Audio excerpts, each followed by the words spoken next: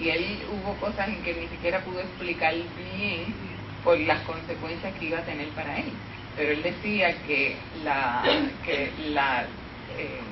revelación era una forma de conocimiento para los más ignorantes, pero que la verdadera forma de llegar al conocimiento era a través de la razón.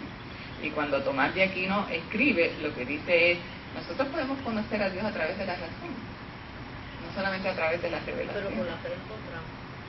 Lo buscamos a través de la razón, pero lo encontramos a través de la razón. Pero vamos a usar la razón para los de afuera, para los que necesitan una evidencia. Y entonces escribe toda la obra de Tomás de Aquino, son volúmenes y volúmenes y volúmenes. Y él diseña, por ejemplo, uno de los que el primer método para comprobar la existencia de Dios es la movilidad. Él dice: el mundo se mueve y no pudo haber empezado de la nada, tiene que haber un móvil que lo haga moverse y ese es Dios. Y entonces así mismo tiene 5 otras formas donde prueba, ese Santo Tomás de Aquino, donde prueba la existencia de Dios por medio de la razón, no de la revelación. Y es una influencia, la física, sí, es una influencia de los árabes.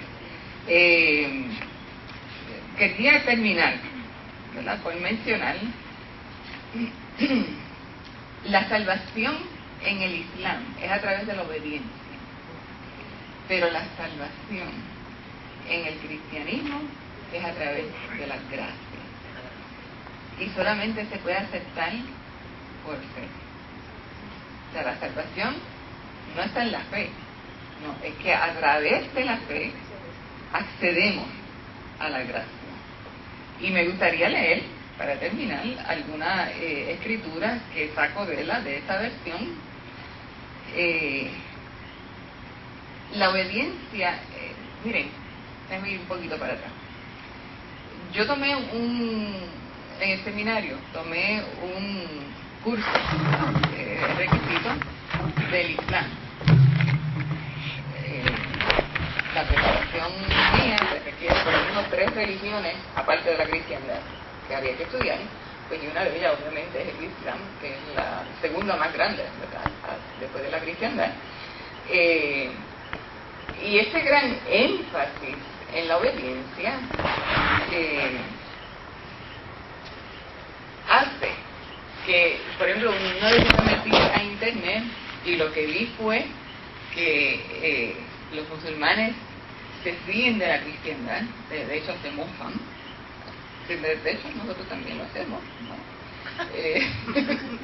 Sí, porque cuando hablamos de Mahoma y hablamos del Corán, que no tiene relación una cosa con la otra, que no tiene coordinación, el mismo Mahoma, un hombre que supuestamente justo, y tuvo más de 20 esposas,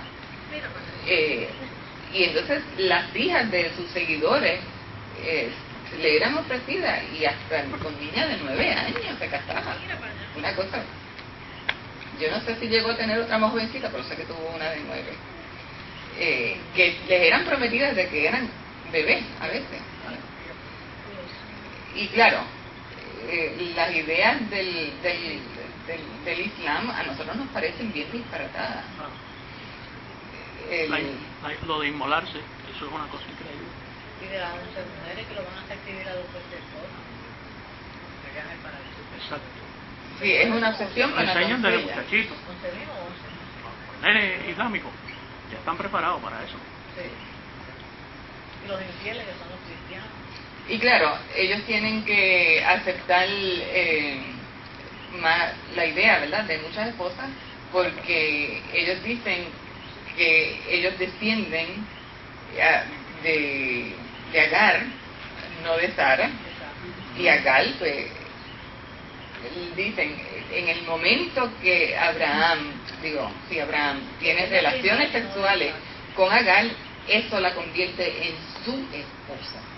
Entonces es legítimo tener más de una esposa, porque después de todo Abraham lo tuvo. Y podían tener muchas, ¿verdad? Ahora es que creo que un máximo de 4, las que puedan sostener. Las que puedan sostener. 4. Y entonces los musulmanes, en buena medida, se mofan de la cristiandad, porque lo que dicen es, ¿cómo es posible que sin hacer nada un ser humano se salvo? Como Yo no quiero que no trabaje porque no pueden mantener más de ellos como creen en la obediencia, ¿verdad? Que ese es el método de salvación, les dicen, ¿cómo es posible que ahí uno se salve sin hacer nada? Esa es la idea que ellos perciben, ¿verdad? Ahora, lo que ellos no perciben, por lo menos el musulmán común y corriente, lo que no percibe es que la gracia es mucho más que la obediencia. Y entonces voy a usar estas escrituras para hablar sobre esto.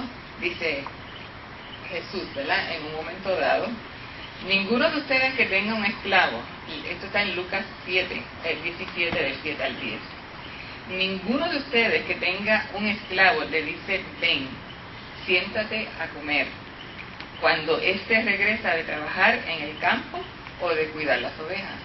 Más bien le dice, prepárame la cena, quiero que estés atento a servirme hasta que yo termine de comer y beber.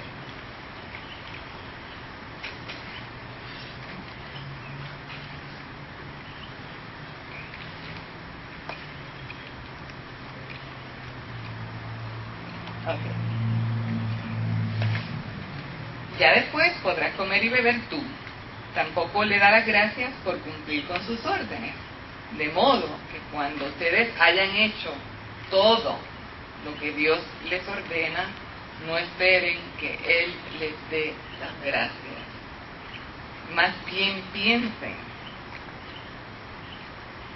nosotros somos solo sirvientes, no hemos hecho más que cumplir con nuestra obligación. ¿Qué quiere decir eso? En el Islam, el musulmán cumple 5 mandatos básicos. No sé si se me podrá olvidar alguno, pero en primer lugar declarar que Dios, Alá es todopoderoso y Mahoma es su profeta, que oren 5 veces al día en dirección a la Meca, que le den limosna a los pobres, que vayan de peregrinación a la Meca, aunque sea una vez en su vida, y se me quedó uno, el ayuno en octubre, yo creo que ojalá nosotros nos acercáramos a los musulmanes en esto, ¿verdad? Que ayunan desde la salida del sol hasta la puesta del sol, y antes de la salida o después de la salida pueden comerse todo lo que quieran, pero vamos, ayunan durante 12 horas. Y ya. Ahora, ¿qué le está diciendo Jesús a sus discípulos? Miren, ustedes pueden hacer extremadamente todo el trabajo, ¿verdad?, que ustedes puedan hacer, y más les pide el Señor, y después de hacerlo, nada más que hicieron lo que tenían que hacer. Ahora, yo debo aclarar